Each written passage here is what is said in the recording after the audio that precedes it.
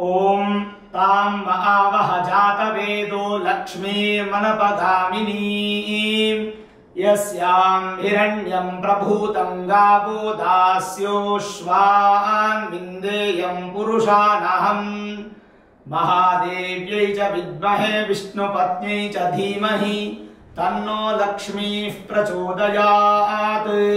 श्री गुरुभ्यो नमः। हरि ओम।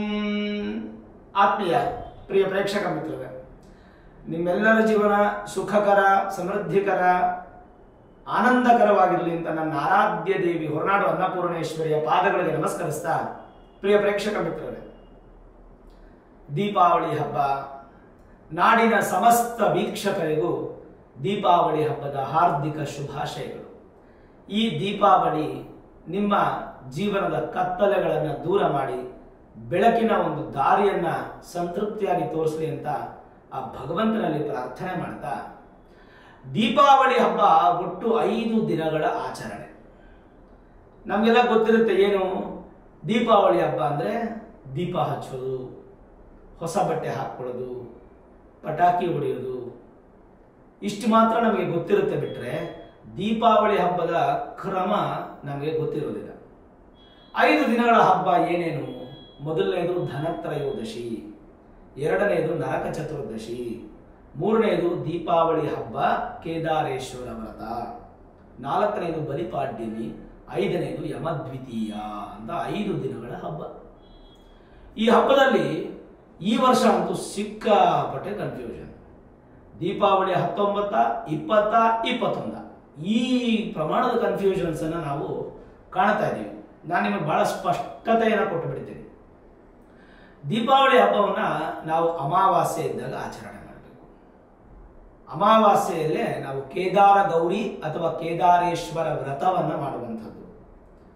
ಈಗ ನೋಡಿ, ಅಮಾವಾಸ್ಯೆ ಅನ್ನೋದು 20ನೇ ತಾರೀಕು ಅಕ್ಟೋಬರ್ 2025 ಮಧ್ಯಾಹ್ನ 3:44 ಶುರುವಾಗಿ 21ನೇ ತಾರೀಕು ಸಂಜೆ 5:34 ಅಂದ್ರೆ ಸಂಜೆ 5:34 ಕರ್ನಾಟಕದಲ್ಲಿ ಈ ಸೂರ್ಯೋದಯಗಳ ವ್ಯತ್ಯಾಸ 5:54 ಇರುತ್ತೆ.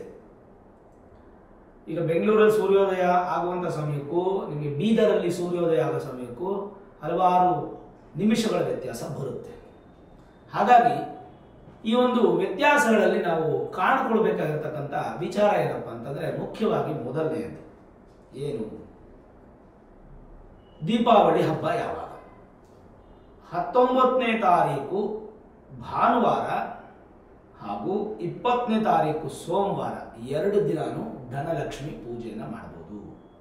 ಅಮಾವಾಸ್ಯೆ ಧನಲಕ್ಷ್ಮಿ ಪೂಜೆಯನ್ನ ಮಾಡಬಹುದು.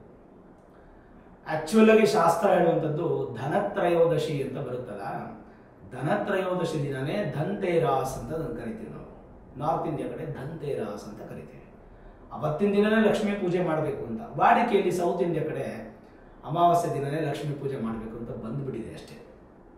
ಆದ್ರೆ ಈ 5 ದಿನದಲ್ಲಿ ಯಾವಾಗ ಮಾಡಿದ್ರು ಲಕ್ಷ್ಮೀ ಪೂಜೆ ಆ ತಾಯಿ ಹೊಳಿತಾಳೆ, ಏನು ತೊಂದರೆ ಏನಿಲ್ಲ.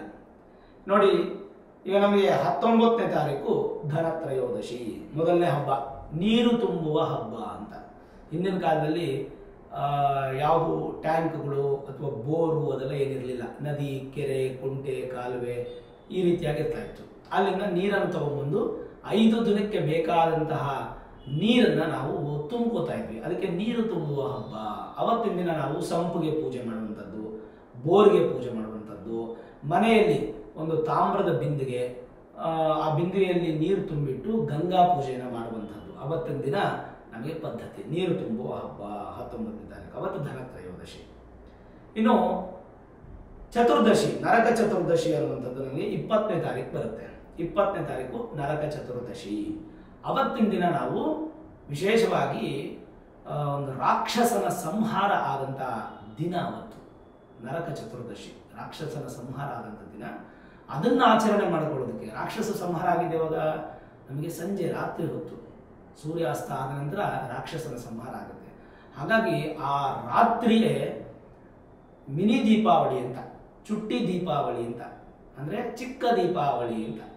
ಅವತ್ತು ರಾತ್ರಿನೇ ನಾವು ಪಟಾಕಿ ಹೊಡೆದು ದೀಪಗಳನ್ನು ಹಚ್ಚಿ ನಮ್ಮ ಪ್ರಪಂಚಕ್ಕೆ ಇದ್ದಂತಹ ದೊಡ್ಡ ರಾಕ್ಷಸನನ್ನು ಸಂಹಾರ ಮಾಡಲು ತಾಯಿ ಅಥವಾ ಮಹಾವಿಷ್ಣು ಅಂತ ಹೇಳಿ ನಾವು ಪ್ರಾರ್ಥನೆ ಮಾಡುವಂಥ ದಿನ. ಇನ್ನು 19ನೇ ತಾರೀಕು ಸಾಯಂಕಾಲನೂ ಲಕ್ಷ್ಮೀ ಪೂಜೆ ಮಾಡ್ಬೋದು, 20ನೇ ತಾರೀಕು ಸಾಯಂಕಾಲನೂ ಲಕ್ಷ್ಮೀ ಪೂಜೆ ಮಾಡ್ಬೋದು. ಅದರಲ್ಲಿ ಏನೂ ಕನ್ಫ್ಯೂಷನ್ ಇಲ್ಲ. ನಾನು ನಿಮಗೆ ಯಾವಾಗ ಮಾಡಬೇಕು ಅಂತ ಕ್ಲಾರಿಟಿ ಕೊಡ್ತಾ ಇದ್ದೀನಿ. 19ನೇ ತಾರೀಕು ಸಾಯಂಕಾಲನೂ ಮಾಡ್ಬೋದು, ಭಾನುವಾರ ಸಾಯಂಕಾಲನೂ ಮಾಡ್ಬೋದು, 20ನೇ ತಾರೀಕು ಸೋಮವಾರ ಸಾಯಂಕಾಲನೂ ನೀವು ಲಕ್ಷ್ಮೀ ಪೂಜೆಯನ್ನು ಮಾಡ್ಬೋದು. ಲಕ್ಷ್ಮೀ ಪೂಜೆ ಅನ್ನೋದು ಪ್ರದೋಷ ಕಾಲದಲ್ಲಿ ಮಾಡುವಂಥದ್ದು. ಭಾನುವಾರ ಆದರೆ ನಿಮಗೆ 6 ಗಂಟೆವರೆಗೂ ರಾಹುಕಾಲ ಇರುತ್ತೆ, 6 ಗಂಟೆ ನಂತರ ನೀವು ವಿಶೇಷವಾಗಿ ಮಾಡುವಂಥದ್ದು. ಸೋಮವಾರ ನೀವು ಸಂಜೆ 5:46 ಪ್ರಾರಂಭ ಆಗಿ 8:18 ನಿಮಗೆ ಪ್ರದೋಷ ಕಾಲ ಇರುತ್ತೆ. ಆ ಟೈಮಲ್ಲಿ ಮಾಡುವಂಥದ್ದು ಬಹಳ ಉತ್ತಮ. ಏನು ಧನಲಕ್ಷ್ಮಿ ಪೂಜೆ, ಧನತ್ರಯೋದಶಿ. ಇನ್ನು ನಮಗೆ 21ನೇ ತಾರೀಕು ದೀಪಾವಳಿ ಹಬ್ಬ. ವೆರಿ ಕ್ಲಿಯರ್, 21ನೇ ತಾರೀಕು ದೀಪಾವಳಿ ಹಬ್ಬ. ಆದರೆ ಕೇದಾರ ಗೌರಿ ವ್ರತ ಅಥವಾ ಕೇದಾರೇಶ್ವರ ವ್ರತ ಅನ್ನುವಂಥದ್ದು ನಾವು ಯಾವತ್ತು ಮಾಡಬೇಕು ಅಂದರೆ ಅದನ್ನ 20ನೇ ತಾರೀಕು ಮಾಡುವಂಥದ್ದು. ಒಂಟಿಕೊಪ್ಪಲ್ ಪಂಚಾಂಗದಲ್ಲಿ ಬಹಳ ವೆರಿ ಕ್ಲಿಯರ್ ಆಗಿ ಕೊಟ್ಟಿದ್ದಾರೆ. ಕೇದಾರೇಶ್ವರ ಅಥವಾ ಕೇದಾರ ಗೌರಿ ವ್ರತವನ್ನ 20ನೇ ತಾರೀಕು ಬೆಳಗ್ಗೆ ನಾವು ಮಾಡುವಂಥದ್ದು. ಇನ್ನು 21ನೇ ತಾರೀಕು ದೀಪಾವಳಿ ಹಬ್ಬ. 22ನೇ ತಾರೀಕು ಬಲಿಪಾಡ್ಯಮಿ, ಬಲೀಂದ್ರನ ಪೂಜೆ ಮಾಡುವಂಥದ್ದು. ಬಲಿಚಕ್ರವರ್ತಿ ಕಥೆ ಎಲ್ಲ ನಿಮ್ಗೆ ಗೊತ್ತಿದೆ. ವಿಡಿಯೋ ದೊಡ್ಡದಾಗುತ್ತೆ ಅಂತ ನಾನು ಸಿಂಪಲ್ ಸಂಕ್ಷಿಪ್ತವಾಗಿ ಮಾಡ್ತಾ ಇದ್ದೀನಿ. ಇನ್ನು 23ನೇ ತಾರೀಕು ಯಮದ್ವಿತೀಯ. ಅವತ್ತು ಭಗಿನಿ ಹಬ್ಬ ಅಥವಾ ಭ್ರಾತೃ ಪೂಜೆ.